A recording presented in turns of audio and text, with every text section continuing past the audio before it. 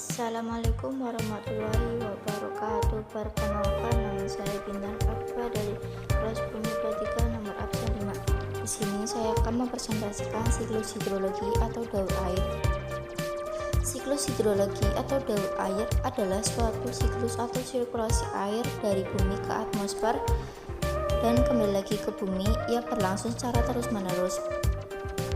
Proses pergerakan air ke dalam pori tanah ini disebut dengan proses infiltrasi. Proses infiltrasi akan secara lambat membawa air tanah kembali ke laut. Air merupakan komponen penting dalam kehidupan sebagian besar tubuh makhluk hidup terdiri dari air loh.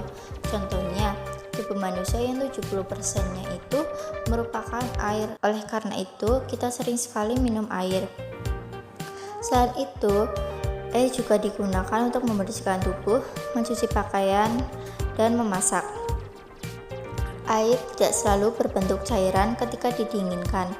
Air akan berubah bentuk dan ketika dibengkokkan, air akan menjadi es yang padat, dan apabila air dipanaskan maka akan menjadi uap air yang tidak terlihat oleh mata begitu saja.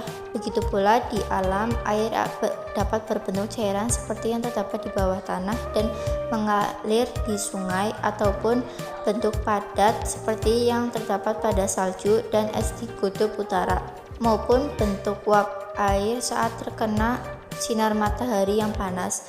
Seluruh proses perubahan bentuk air yang terjadi secara alami di lingkungan termasuk ke dalam siklus air loh. Nah, air di lautan akan menguap ke udara akibat panasnya matahari, kita sebut dengan evaporasi. Uap air tersebut kemudian akan membentuk awan di udara. Saat awan tersebut dipenuhi oleh molekul air, air akan turun kembali ke daratan dengan bentuk air hujan yang disebut dengan proses presipitasi. Air hujan yang membasahi daerah dataran tinggi akan diserap oleh tanah dan mengalir ke daratan yang lebih rendah melalui aliran sungai hingga kembali ke lautan. Nah, air yang berada di dalam tanah dapat diserap oleh tumbuhan dan dapat menguap melalui daun yang disebut dengan proses transpirasi.